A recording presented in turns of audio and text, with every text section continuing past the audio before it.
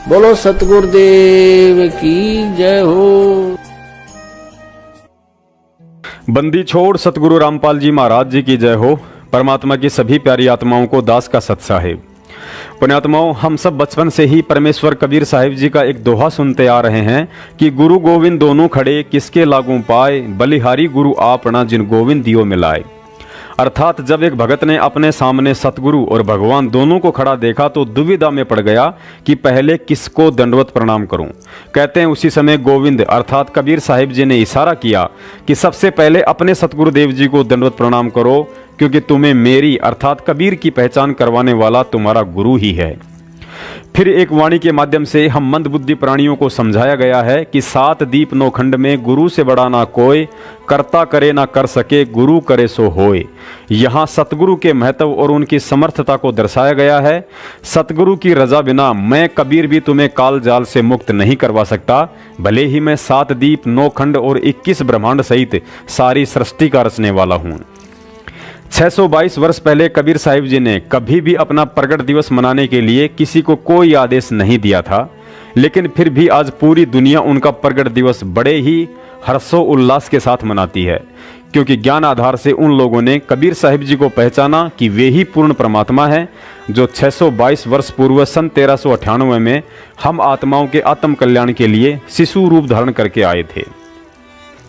लेकिन यहाँ सोचने का विषय यह है कि कबीर साहिब जी पूर्ण परमात्मा है या नहीं, वे कहाँ रहते हैं, कैसे मिलते हैं, उनकी प्राप्ति की भक्ति विधि क्या है, इन सभी बातों की सही और प्रमाणित जानकारी आप और हमें किस महापुरुष ने बताई? सतगुरु रामपाल जी महाराज जी ने। तो हमारे लिए प्रथम पूजनीय कबीर साहिब जी हैं या सतगुरु रामपाल जी महाराज जी हैं? यहाँ एक विवेकी भगत का यही जवाब होगा कि परमेश्वर कबीर साहिब जी से पहले हमारे लिए सतगुरु रामपाल जी महाराज जी प्रथम पूजनीय हैं, क्योंकि बिना उनकी शरण और तत्व ज्ञान उपदेश के ना ही तो हम कबीर साहिब जी के विषय में जान सकते थे और ना ही उनकी प्राप्ति का मार्ग मिल सकता था। अतः कबीर साहिब जी की तरह सतगुरु रामपाल जी महाराज जी कभी नहीं कहेंगे कि 8 सितंबर को आप सभी भगत मिलकर मेरा अवतरण दिवस मनाओ। परमात्मा कहते हैं, जगत का पेखना पेख्या, धनी का नाम ना लेखा। यह विचार तत्व ज्ञान को आधार बनाकर आपने स्वयं ही करना पड़ेगा कि जिस महापुरुष संत रामपाल जी महाराज जी ने मेरा हाथ पकड़कर मुझे आत्म कल्याण और परमात्मा तक पहुंचने का मार्ग दिखाया है, और उन्होंने किस दिन हम जीवों के उद्धार के लिए इस पृथ्वी पर अवतार लिया था, क्योंकि अवतार और जन्म लेकर आने में बहुत अंतर है। जन्म एक सामान्य जीव लेता है, जबकि अवतारी पुरुष वह होता है जो ऊपर के लोगों से परमात्मा के आदेश से किसी विशेष मिशन को अंजाम देने के लिए भेजा जाता है। और संत रामपाल जी महाराज जी वह अवतारी शक्ति है जिनको परमात्मा कबीर साहिब जी ने 8 सितंबर सन 1951 में एक विशेष मकसद से इस पृथ्वी पर अवतरित किया था। 2014 बरवाला कांड से पहले जब एक भगत ने सतलोक आश्रम बरवाला में संत रामपाल जी महाराज जी की माता इंद्रो देवी जी से उनके जन्म के विषय में पूछा, तो माता जी ने बताया था कि गुरु जी के अलावा मेरी कोख से जितने भी बच्चे पैदा हुए हैं उस समय मुझे बहुत प्रसव पीड़ा हुई थी, लेकिन गुरु जी के समय मुझे कुछ भी महसूस नहीं हुआ था, ना ही प्रसव पीड़ा हुई और ना ही 9 महीने तक गर्भ के समय कुछ महसूस हुआ। पुण्यात्माओं, अवतारी महापुरुष सूक्ष्म रूप से कोख में रहने की लीला करते हैं। गुरुजी ने बताया कि सुखदेव ऋषि 12 साल तक वेदव्यास जी की पत्नी के गर्भ में रहे, लेकिन वेदव्यास जी की पत्नी को महसूस तक नहीं हुआ, और 12 साल बाद जब वे गर्भ से बाहर आए तब भी वेदव्यास जी की पत्नी को पता नहीं चला था, और बाहर आते ही सुखदेव ऋषि जी ने अपने शरीर को 12 साल के बच्चे का बना लिया था। अतः जो लोग संत रामपाल जी महाराज जी को जन्म लिया हुआ मानकर 8 सितंबर के दिन को सतगुरु दिवस के रूप में मनाने से डर रहे हैं, यह उनकी नासमझी और तत्व ज्ञान की कमी है। इसमें भी कोई संशय नहीं है कि परमेश्वर कबीर साहिब जी परमात्मा हैं और उनका प्रगट दिवस मनाना हमारे लिए खुशी की बात है। लेकिन आज कलयुग की इस बिचली पीढ़ी में हमारे लिए कबीर प्रगट दिवस से बढ़कर 8 सितंबर सन 1951 का वह दिन अधिक सौभाग्यशाली है, जिस दिन संत रामपाल जी महाराज जी ने गांव धनाना, जिला सोनीपत, हरियाणा की पावन भूमि पर आदरणीय भगत नंदराम जी और माता इंद्रो देवी जी के घर अवतार लिया। पुण्यात्माओं, आने वाले 8 सितंबर को आप और हम सभी भगत भाई बहन मिलकर इस दिन को सतगुरु दिवस के रूप में मनाकर केवल शुरुआत करने जा रहे हैं, लेकिन आने वाले समय में पूरा विश्व 8 सितंबर के दिन को सतगुरु दिवस के रूप में मनाया करेगा। सन 2014 से पहले संत रामपाल जी महाराज जी के कर कमलों द्वारा लिखी गई पुरानी ज्ञान गंगा के पेज नंबर 149 पर फ्रांस के भविष्य वक्ता नास्त्रदमस ने सतगुरु रामपाल जी महाराज जी की तरफ इशारा करते हुए कहा है कि उसे छोटा ज्ञानदीप न समझें, उस तत्ववेता महापुरुष को सिंहासन पर बैठाकर आराध्य देव मानकर पूजा करें, वह सत्य पुरुष का अनुयायी दुनिया का तारणहार होगा। पुण्यात्माओं, अब आपको गुरुजी के सत्संग का एक वीडियो दिखाते हैं। यदि आपको यह वीडियो नहीं दिखाया गया तो आपको कालदूत सतलोक आश्रम मैनेजमेंट के चमचे भ्रमित कर सकते हैं कि देखो गुरुजी ने तो जन्मदिन मनाने के लिए मना किया है। पहले देखिए यह वीडियो, फिर आपको इस वीडियो में गुरुजी के गूढ़ संकेतों को विस्तार से समझाने की कोशिश करेंगे।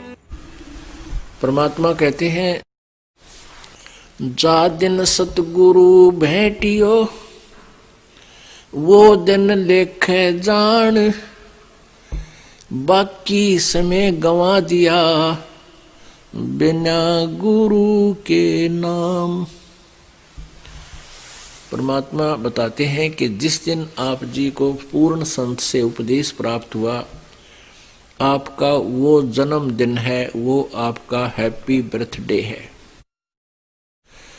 बाकी जो हम पहले लोक वेद के आधार से बर्थडे मनाया करते थे, वो हमने अब नहीं मनाना। उसको हम खुद हैप्पी बर्थडे मानना है, वो तो बड़ा दुख था हमारे ऊपर, कैर टूटा, जन्म हुआ, ना जाने कितने कष्ट जीवन पर आवेंगे, कोई बच्चा हो गया तो मर जाएगा, कोई बचेगा ना बचे, कोई बीमारियां, 100 प्रकार की समस्याएं, दिन रात धक्के खाने। वो कौन सा जन्म था, वो कौन सा हैप्पी बर्थडे था? वो तो ब्रह्माटी डे था और उसने हम हैप्पी बर्थडे मनाया करते।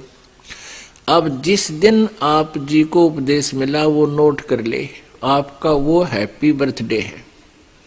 और 100 याद रखे भगवान कैसे प्राप्त हुआ वो दिन, जिस दिन आपकी शरण मिली मालिक।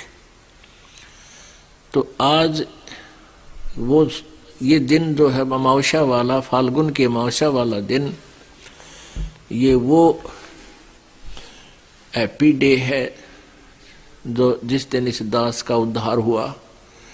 गुरुदेव जी ने उपदेश बख्शीश किया। अब याद आती है उस दिन के महत्व की, आज याद आता उस दिन की महिमा। जे वो ना मिलता वो दिन, ये 17 फरवरी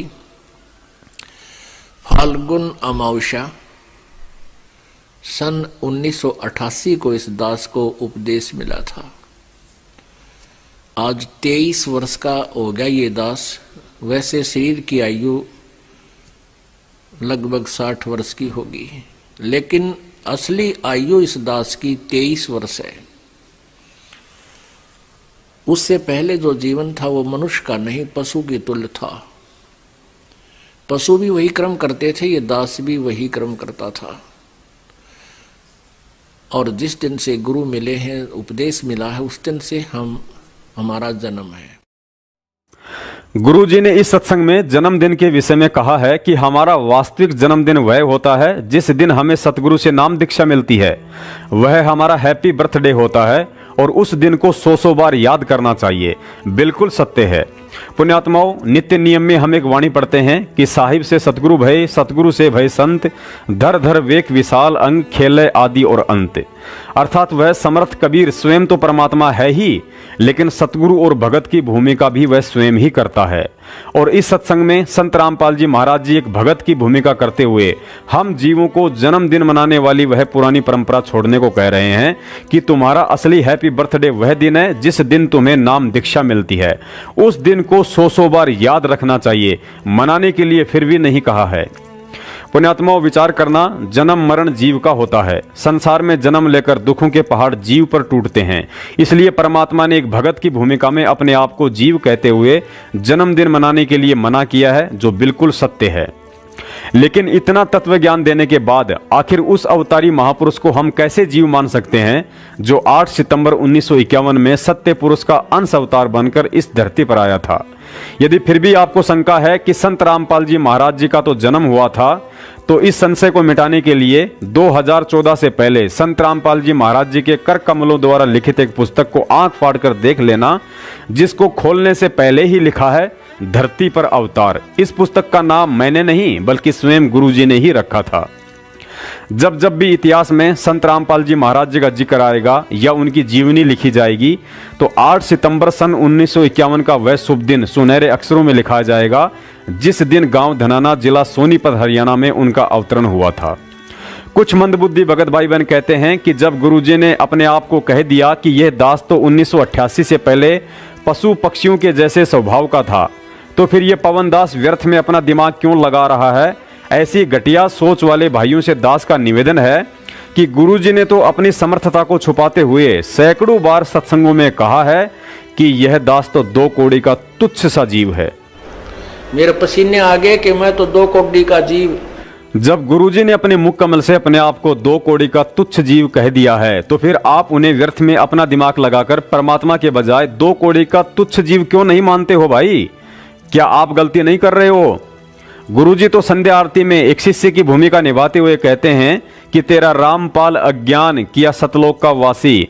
तो फिर आप अपना दिमाग लगाते हुए उन्हें अज्ञानी ना मानकर तत्वज्ञानी क्यों कहते हो भाई? क्या आप गलती नहीं कर रहे हो? गुरुजी तो सत्संगों में अपने आप को कबीर परमात्मा का दास कहते हैं, फिर आप उन्हें रोज संध्या आरती में मेरे गुरुदेव भगवान कहकर क्यों पुकारते हो? क्या आप गलती नहीं कर रहे हो? उसके बाद वीडियो में गुरुजी ने अपने विषय में भी बताया कि इस दास को 17 फरवरी 1988 को नामदान मिला था।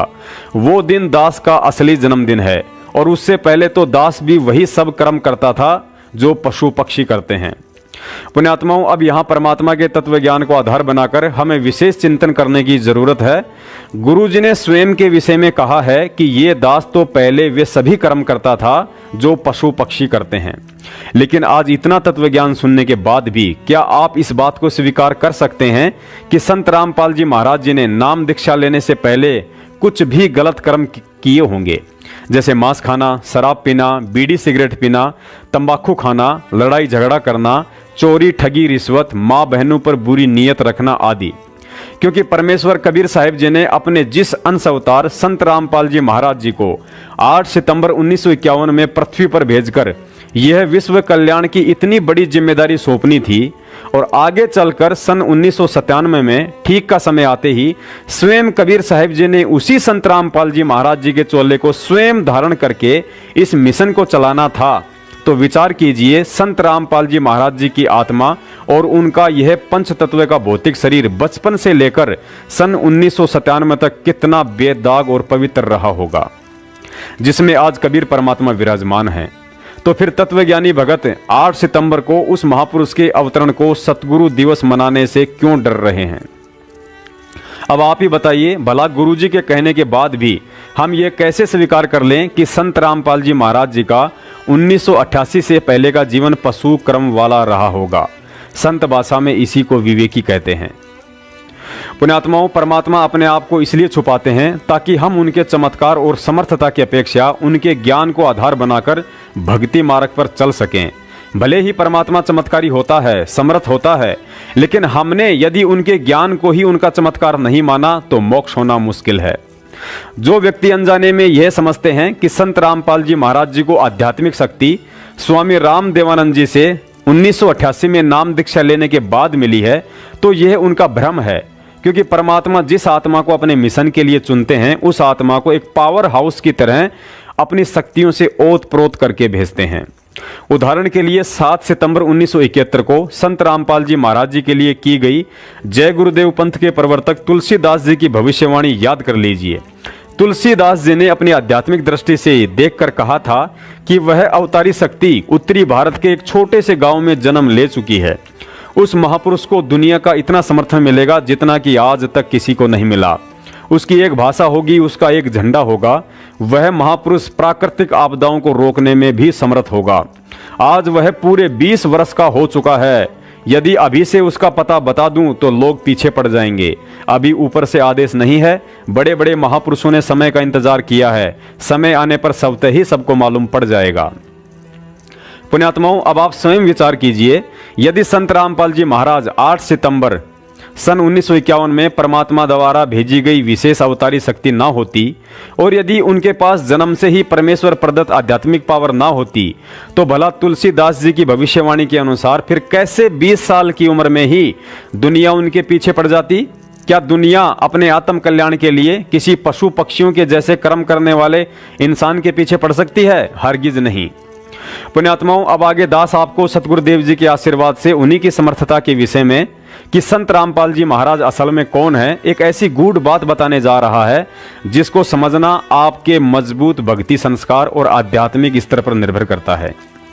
दरअसल 622 वर्ष पहले काशी में प्रकट हुए कबीर साहिब जी और आज वर्तमान में सतगुरु रामपाल जी महाराज जी के अलावा हमारी गुरु प्रणाली में जितने भी संत हुए हैं, वे केवल अपना स्वयं का तो मोक्ष करवा सकते थे, लेकिन अपने किसी भी शिष्य का, अपने किसी भी भगत का मोक्ष करने में समर्थ नहीं थे।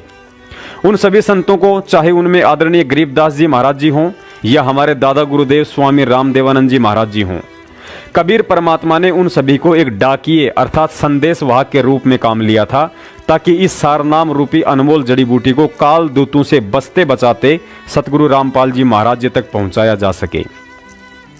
क्योंकि आदरणीय धर्मदास जी से परमात्मा ने पहले ही कबीर सागर में लिखवा दिया था कि धर्मदास 12वां पंथ गरीबदास का पंथ होगा और उस पंथ में आगे चलकर हम स्वयं ही आएंगे। और जिस तरह काशी में जगत गुरु कबीर परमात्मा ने गुरु शिष्य परंपरा को बनाए रखने के लिए स्वामी रामानंद जी को अपना मुंह बोला गुरु बनाया था, ठीक उसी तरह 8 सितंबर 1951 में अवतरित संत रामपाल जी महाराज जी ने 17 फरवरी 1988 के दिन स्वामी रामदेवानंद जी महाराज जी से नाम दीक्षा मात्र गुरु शिष्य परंपरा को बनाए रखने के लिए ही ली थी। यदि स्वामी रामदेवानंद जी महाराज जी में संत रामपाल जी महाराज जी का मोक्ष करने की समर्थता होती, तो आज संत रामपाल जी महाराज जी के चोले में कबीर परमात्मा ये शब्द कभी नहीं गाते कि रामपाल मुक्ति तब पाई जब मिले कबीर भगवान। अर्थात यहाँ स्पष्ट है कि संत रामपाल जी महाराज जी की आत्मा को मुक्ति 17 फरवरी 1988 में स्वामी रामदेवानंद जी महाराज से नाम दीक्षा लेकर नहीं, बल्कि मार्च 1997 में जब कबीर साहिब जी ने आकर उन्हें सार शब्द दिया तब हुई थी। और आज सर्वविदित है कि स्वयं कबीर साहिब जी ही उनके चोले में सारा खेल खेल रहे हैं। अब हम वापस वहीं 8 सितंबर को सतगुरु दिवस मनाने की बात करते हैं।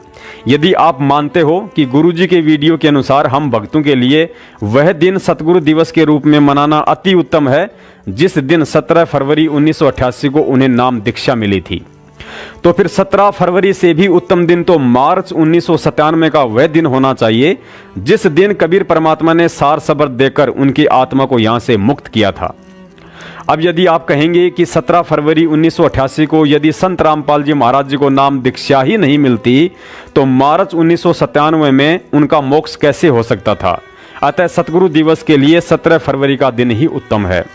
तो फिर यह भी सत्य है कि यदि 8 सितंबर 1951 में उस महापुरुष का इस पृथ्वी पर अवतरण ही ना होता, तो 17 फरवरी 1988 में नाम दीक्षा किसे मिलती? और यदि 17 फरवरी 1988 में नाम दीक्षा नहीं मिलती, तो फिर मार्च 1997 में मोक्ष किसका होता?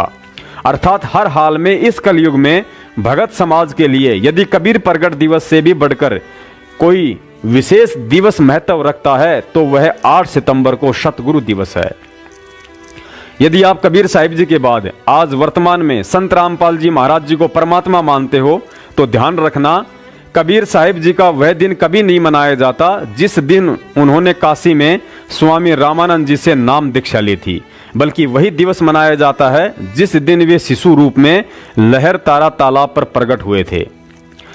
अब यदि इसके जवाब में कोई व्यक्ति कहे कि भाई 600 साल पहले तो साक्षात कबीर परमात्मा थे, अरे भाई साहब, यदि 600 साल पहले कबीर परमात्मा थे, तो फिर आज संत रामपाल जी महाराज जी कौन हैं? क्या आप उन्हें परमात्मा नहीं मानते? अतः 17 फरवरी 1988 का दिन उस समय एक भगत की भूमिका कर रहे संत रामपाल जी महाराज जी के लिए शुभ और हैप्पी बर्थडे हो सकता है, लेकिन हम भक्तों के लिए यदि कोई शुभ दिन और हैप्पी बर्थडे है तो 8 सितंबर 1951 का वह मंगल दिन है जिस दिन कबीर साहिब जी का हम आत्माओं के उद्धार के लिए एक बार पुनः इस कलयुग में अंश अवतार के रूप में अवतरण हुआ। अंश अवतार के विषय में गुरुजी ने एक सत्संग में द्रौपदी का उदाहरण देकर समझाया था कि द्रौपदी शेरा वाली माता दुर्गा का अवतार थी, अर्थात जरूरी नहीं कि स्वयं दुर्गा ही जन्म ले, वह अंश अवतार के रूप में अपनी शक्ति भी भेज सकती है। पुण्यात्माओं, गुरुजी ने एक सत्संग में बताया कि यदि भगवान आएगा तो कोई सिर पर सींग लगाकर नहीं आएगा। जीवों को तत्व ज्ञान देकर वह स्वयं ही अपनी पहचान करवाता है कि मैं कौन हूं, क्योंकि काल लोक में परमार्थ के लिए निस्वार्थ होकर अपना सर्वस्व न्योछावर कर देने वाला कोई इंसान नहीं बल्कि भगवान ही होता है।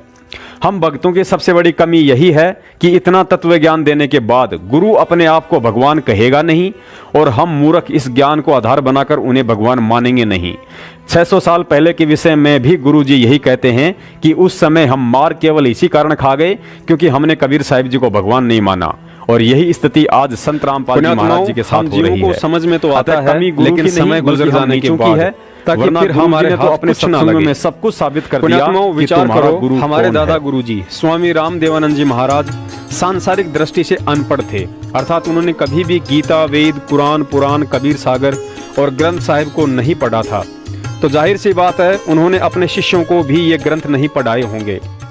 तो विचार करो, जब उन्होंने अपने किसी भी शिष्य को ग्रंथों का ज्ञान नहीं दिया तो फिर उनके शिष्य संत रामपाल जी महाराज जी इतने कम समय में दुनिया के सारे धर्म ग्रंथों को आखिर कैसे भगत समाज के सामने ताश के पत्तों की तरह खोल के रख सकते हैं, और उन सभी त्रुटियों को भी उजागर कर दिया जो त्रुटियां अपने आप को संस्कृत के प्रकांड ज्ञाता समझे जाने वाले इन ग्रंथों के अनुवादकों ने कर डाली थी।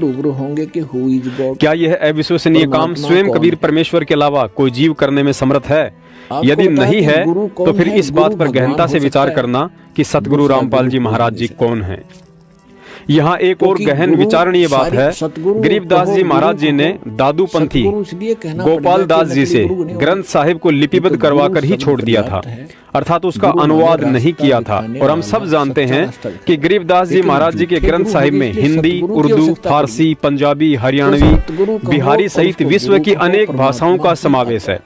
और गरीबदास जी महाराज जी के सतलोक जाने के 250 वर्ष बाद पहली बार ग्रंथ साहिब का अनुवाद और भगत समाज को इस पवित्र ग्रंथ के गूढ़ ज्ञान से उस महापुरुष सतगुरु रामपाल जी महाराज जी ने परिचित करवाया है, जिनके गुरु स्वामी रामदेवानंद जी अनपढ़ थे।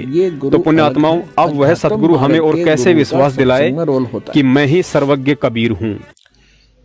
यदि यहाँ गुरु होते तो भगवान को आने की आवश्यकता ही नहीं। ये सुनन की बात, अपनी रची हुई सृष्टि को तमाकू कसीद तमाम मस्त है, जीव कैसे जान सकता है? पुण्यात्माओं, अब कुछ लोगों को यह शंका हो सकती है कि 8 सितंबर 1951 से लेकर 17 फरवरी 1988 तक संत रामपाल जी महाराज जी की कबीर साहिब जी के भक्ति मार्ग में क्या भूमिका रही।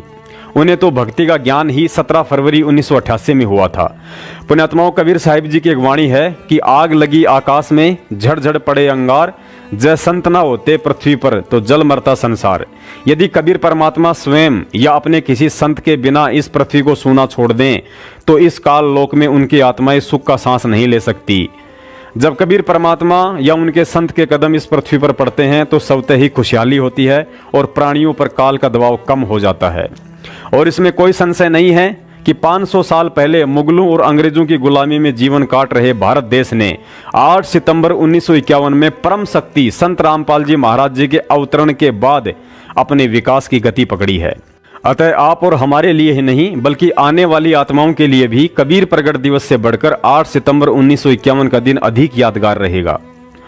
अब कुछ भगत भाई बहनों को शंका हो रही होगी कि 8 सितंबर को सतगुरु दिवस कैसे मनाएं। पुण्यात्माओं, सतगुरु रामपाल जी महाराज जी सन 1988 से 1994 तक एक भगत की भूमिका में और सन 1994 से लेकर 2014 तक सतगुरु की भूमिका में कबीर साहिब जी का प्रगट दिवस मनाते आ रहे हैं। लेकिन जिस सादगी से उन्होंने प्रगट दिवस मनाए हैं उनमें कहीं भी आपको कोई आडंबर या दिखावा नजर नहीं आएगा। उनका कहना है कि साधु सोजो सीधा चले। भगवान की भक्ति में पाखंड और लोक दिखावे के लिए कोई जगह नहीं होती है। यह पाखंड और लोक दिखावा तो उनके जेल जाने के बाद माया के पुजारी सतलोक आश्रम मैनेजमेंट हरियाणा ने रोहतक और जबलपुर से शुरू किया है। 8 सितंबर को सतगुरु दिवस मनाने के लिए हमें ना ही तो मैनेजमेंट के तरह भक्तों की मेरठ या किसी अन्य एक जगह भीड़ जमा करनी है, ना ही भंडारे के नाम पर अपने मन की तृप्ति के लिए लड्डू जलेबियां बनानी है। और ना ही व्यर्थ का प्रचार प्रसार करके अपनी मेहनत का पैसा पानी में बहाना है। परमात्मा कहते हैं भाव बड़े हैं भक्ति में। जिस तरह अपने आराध्य रामचंद्र जी के लिए सबरी माता 1000 वर्ष से उनकी राह देख रही थी और रोज उस पथ को साफ करके उस पर फूल बिछाया करती थी कि ना जाने कब मेरा राम आ जाए, ठीक इसी तरह वैसे तो सतगुरु प्रेमी आत्माएं शुद्धता का विशेष ध्यान रखती हैं, लेकिन सतगुरु दिवस के दिन हमें अपने घर या विशेषकर उस स्थान को अवश्य साफ करना है जहां हमारे सतगुरुदेव जी का दरबार लगा हुआ है। यदि आपके निवेदन पर आपके आसपास के भगत भाई बहन या पड़ोसी उस दिन हरि चर्चा में शामिल होते हैं तो अच्छी बात है, अन्यथा अपने परिवार के साथ मिलकर आप जी देसी घी में सतगुरुदेव जी को भोग लगाने के लिए पाव, आधा किलो या 1 किलो का हलवा राम बनाएं। सादा भंडारा बनाएं, जैसे कि सब्जी पूरी या दाल रोटी, साथ में खीर राम भी बना सकते हैं। उसके बाद सुबह 11 बजे से पहले पहले आपने जो हलवाराम और भंडारा बनाया है उसको एक थाल में अलग से निकालकर स्वच्छ कपड़े से ढककर परमात्मा के दरबार में रखकर भोग की आरती चलाकर उन्हें भोग लगाएं। भोग की आरती आप YouTube पर हमारे चैनल ट्रू वीडियो से डाउनलोड कर सकते हैं, जो तकरीबन 44 मिनट के आसपास की है, या फिर इस वीडियो के डिस्क्रिप्शन बॉक्स में उसका लिंक दिया हुआ है, आप जी वहां से भी डाउनलोड कर सकते हैं। भोग आरती संपूर्ण होने के उपरांत सभी भाई बहन या परिवार के सदस्य मिलकर 1 घंटे, 2 घंटे या 3 घंटे का, जैसा भी आपको प्रेरणा हो, सत्संग सुनिए। सत्संग के उपरांत हलवाराम का प्रसाद सभी को वितरित करें, वे आपस में मालिक की चर्चा करें। असुर निकंदन रमेणी के बाद सभी को भंडारा करवाएं। भोग प्रसाद का थाल में अलग से रखा हुआ भंडारा भी थोड़ा थोड़ा प्रसाद रूप में सभी को वितरित करें। यदि कोई भगत भाई बहन कुछ फल फ्रूट लेकर आते हैं तो सर्वप्रथम उन्हें जल से धोकर सतगुरुदेव जी को भोग लगाएं, उसके बाद सभी में बांट दें। ध्यान रहे, सत्संग में आई हुई किसी भी आत्मा को ज्ञान चर्चा या शंका समाधान में मनसा वाचा कर्मना कोई ठेस ना पहुंचे। और ठीक इसी सादगीपूर्ण विधि से यदि अगले कबीर प्रगट दिवस तक सतगुरुदेव जी हिसार जेल से नहीं आते हैं तो आप सभी ने आडंबर और लोक दिखावा और पाखंडी सतलोक आश्रम मैनेजमेंट हरियाणा कोऑर्डिनेटर और नामदान संचालकों से दूर रहकर अपने अपने घर पर ही सादगी के साथ परमात्मा कबीर साहिब जी का प्रगट दिवस मनाना है। कबीर साहिब का प्रगट दिवस लगभग सभी कबीरपंथी मनाते हैं, लेकिन परमात्मा उन्हीं से प्रसन्न होते हैं जो सच्चे सतगुरु की शरण लेकर तथा ज्ञान को आधार बनाकर मर्यादाओं में रहकर इसे मनाते हैं। ठीक इसी तरह 8 सितंबर को सतगुरु दिवस मनाने का अधिकार और फायदा केवल उन्हीं आत्माओं को है जो वर्तमान में सतगुरु रामपाल जी महाराज जी के शिष्य हैं और मर्यादाओं में रहकर विश्वास के साथ भक्ति कर रहे हैं। अपने आप को सतगुरु रामपाल जी महाराज जी का भगत कहने वाले वे लोग भले ही 8 सितंबर को सतगुरु दिवस ना मनाएं, जो सतलोक आश्रम मैनेजमेंट हरियाणा के मनवस आदेशों पर चलते हैं। जो लोग 2014 के बाद मैनेजमेंट द्वारा छपवाई गई मिलावटी पुस्तकों जीने की राह और ज्ञान गंगा आदि की सेवा समझकर बिक्री कर रहे हैं। जो लोग गुरुजी की पेशी वाले दिन हिसार जाकर 10 गालियां खुद खाते हैं और 10 गुरुजी को दिलवाकर उनकी बदनामी का कारण बने हुए हैं। जो लोग मूर्खता की हद पार करते हुए अपने लाभ के लालच में नामदान केंद्रों पर पाठ, ज्योति और दान का चढ़ावा चढ़ाकर मैनेजमेंट को उस पैसे से कुकर्मों के लिए प्रेरित करते हैं। और वे लोग तो 8 सितंबर को भूलकर भी सतगुरु दिवस ना मनाएं, जो दुनिया को शास्त्रों की सच्चाई बताने के लिए गुरुजी के सत्संग सुनने की शिक्षा देते हैं और पर नाम खंड के डर से बरवाला कांड के सच्चाई वाली वीडियो देखने से घबराते हैं।